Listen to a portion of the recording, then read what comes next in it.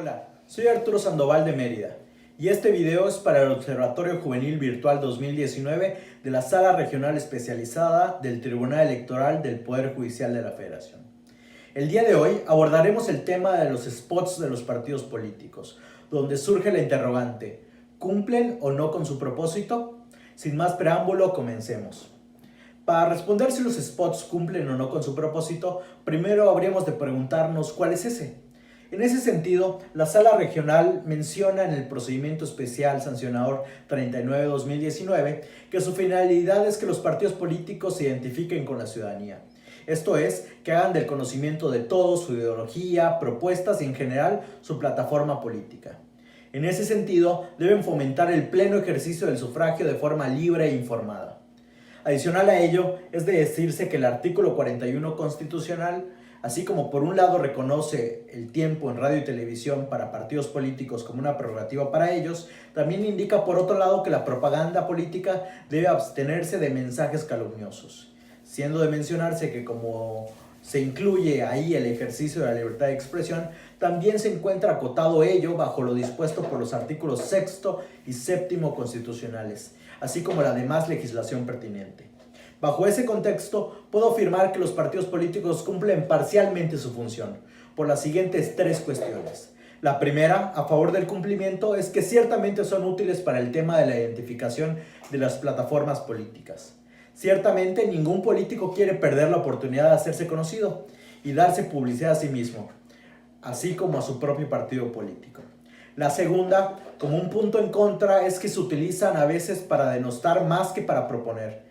Y la tercera cuestión relacionada con la anterior es que esa situación se agrava en el ámbito de las redes sociales, donde los spots también conviven. En ese ámbito, y sin denostar el trabajo de análisis de las autoridades, lo complicado no es identificar aquella conducta calumniosa o transgresora de los principios electorales, sino que en estas épocas lo difícil es identificar en redes sociales quienes controlan verdaderamente la opinión pública. A mi consideración, el real reto de los siguientes procesos electorales en materia de spots políticos es el poder identificar quienes utilizan los medios digitales de forma indirecta para atacar indebidamente a sus adversarios políticos. Lo manifiesto en vista de que, como ya todos hemos percibido, las redes sociales han tomado un papel importante en el debate político y considero que no se toman en cuenta todos los factores que convergen en ellos. Ciertamente el Internet y las redes sociales han permitido que los ciudadanos seamos parte de ese debate político y han generado la posibilidad del acceso a la información como nunca.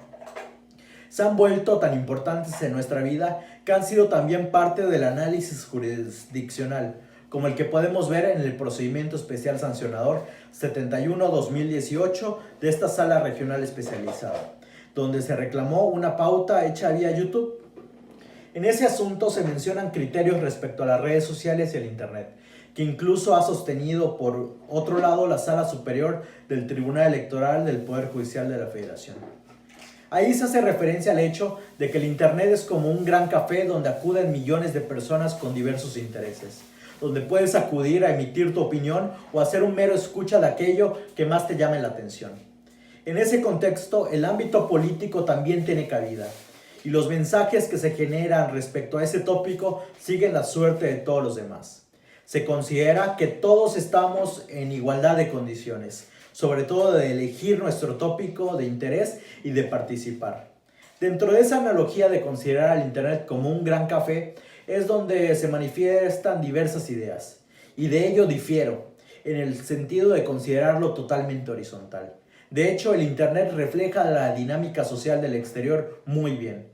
En ese sentido, no todos tenemos en Internet las mismas posibilidades, proyección, interacción e incluso el valor y consideración de nuestras opiniones no es la misma, pues se encuentra supeditada a diversas condiciones. Lo anterior lo afirmo en vista de que ciertamente cualquiera puede tener acceso al Internet. Sin embargo, analizando cómo funciona Google, Facebook, Instagram y YouTube, podemos observar que es posible pagar por aumentar el alcance de un mensaje e incluso para que dicho mensaje tenga un lugar preferente por sobre otros, independientemente de su valor intrínseco. Por ejemplo, en Google es posible pagar para que una página de Internet aparezca en los primeros lugares de búsqueda, incluso por encima de otros sitios más recurridos o buscados. En YouTube es posible insertar publicidad en los videos, así como en Facebook e Instagram es posible pautar para favorecer una idea o campaña. Ante lo anterior, hay que sumarle el hecho de que en todas las redes sociales es posible aplicarse criterios de censura, misma que no es dependiente de autoridad alguna, sino bajo criterios de los mismos administradores de las mismas. También es posible expulsar a alguien de un foro, es posible eliminar un comentario de alguien en Facebook, es posible bloquear a alguien en Twitter y es posible hacer masivas denuncias falsas en un video de YouTube para conseguir que el algoritmo lo censure. Entonces, si es posible que con dinero se tenga un mayor alcance del que orgánicamente pudiera conseguirse y la censura es una cuestión posible en todas las redes sociales, muchas veces realizada y analizada por algoritmos y no por personas, ¿cuál es aquella horizontalidad de la cual se menciona? Ese café que representa el Internet es un café donde es posible callar a las personas.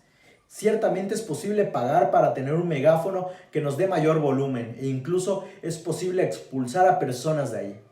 En ese tenor, los spots de los partidos políticos siguen la misma suerte, puesto que pautándolos pueden tener un mayor alcance del que debiesen, e incluso en redes sociales como Facebook se puede dirigir publicidad dependiendo de la edad y del lugar donde reside el usuario, haciendo que le llegue información que ni siquiera ha buscado o es de su interés. Por esa dudable horizontalidad del Internet es que debe presentarse atención a la publicidad política que ahí se genere, puesto que incluso es posible pagarle a un tercero para que diga aquello que el candidato o el partido político tuviera restringido decir.